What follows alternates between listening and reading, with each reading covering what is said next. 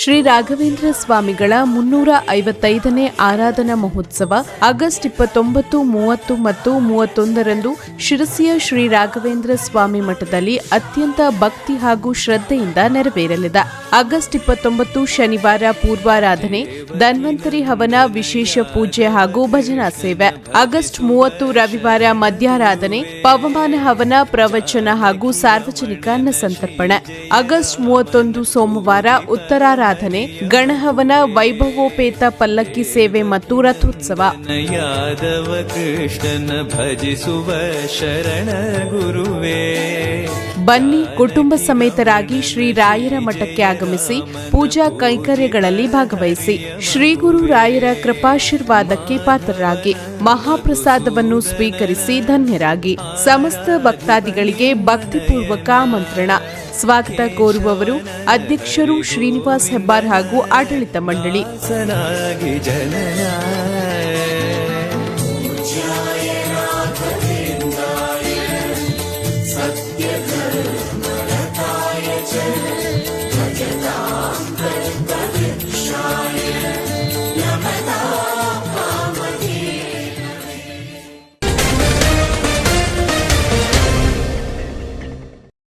ನಮಸ್ಕಾರ, ನೀವು ನೋಡ್ತಾ ಇದ್ದೀರಾ ಶ್ರೀ ಮಾರಿಕಾಂಬಾ ಡಿಜಿಟಲ್ ಟಿವಿ. ನಾನು ಸೃಷ್ಟಿ ನಾಯ್ಕ್.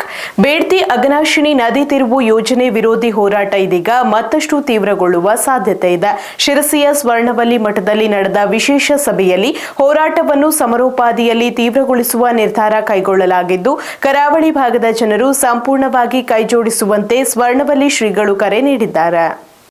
ಬೇಡ್ತಿ ಅಘನಾಶಿನಿ ನದಿ ತಿರುವು ಯೋಜನೆ ವಿರೋಧಿಸಿ ಹೋರಾಟ ತೀವ್ರಗೊಳಿಸಲು ಸ್ವರ್ಣವಲ್ಲಿ ಮಠದಲ್ಲಿ ನಡೆದ ವಿಶೇಷ ಸಭೆಯಲ್ಲಿ ತೀರ್ಮಾನ ಕೈಗೊಳ್ಳಲಾಯಿತು. ಸಭೆಯಲ್ಲಿ ತಮ್ಮ ನಿಲುವು ಸ್ಪಷ್ಟಪಡಿಸಿದ ಸೋಂದಾ ಸ್ವರ್ಣವಲ್ಲಿ ಮಹಾಸಂಸ್ಥಾನದ ಮಠಾಧೀಶ ಶ್ರೀ ಗಂಗಾಧರೇಂದ್ರ ಸರಸ್ವತಿ ಸ್ವಾಮೀಜಿ, ಚಳುವಳಿಯನ್ನು ಸಮರೋಪಾದಿಯಲ್ಲಿ ತೀವ್ರಗೊಳಿಸಬೇಕಿದೆ. ಮುಖ್ಯವಾಗಿ ಕರಾವಳಿ ಭಾಗದ ಜನರು ಸಂಪೂರ್ಣವಾಗಿ ಕೈಜೋಡಿಸುವ ಮೂಲಕ ಹೋರಾಟವನ್ನು ಯಶಸ್ವಿಗೊಳಿಸಬೇಕಿದೆ ಎಂದು ಕರೆ ನೀಡಿದರು. ಬೇಡ್ತಿ ಅಘನಾಶಿನಿ ಕೊಳ್ಳ ಸಂರಕ್ಷಣಾ ಸಮಿತಿಯ ಅಧ್ಯಕ್ಷ ಅನಂತ ಹೆಗಡೆ ಅಶೀಸರ ಮಾತನಾಡಿ, ಬೆಂಗಳೂರಿನಲ್ಲಿ ಎನ್ಡಬ್ಲ್ಯೂಡಿಎ ವಿಜ್ಞಾನಿಗಳೊಂದಿಗೆ ನಡೆದ ಚರ್ಚೆಯ ಬಗ್ಗೆ ಮಾಹಿತಿ ನೀಡಿದರು. ತಮ್ಮ ನಿಯೋಗದಲ್ಲಿದ್ದ ತಜ್ಞರು ಮಂಡಿಸಿದ ಪ್ರಶ್ನೆಗಳಿಗೆ ಸಂಸ್ಥೆಯ ವಿಜ್ಞಾನಿಗಳು ಸಮರ್ಪಕ ಉತ್ತರ ನೀಡಲು ಸಾಧ್ಯವಾಗಲಿಲ್ಲ ಎಂದು ಅವರು ಸಭೆಗೆ ತಿಳಿಸಿದರು.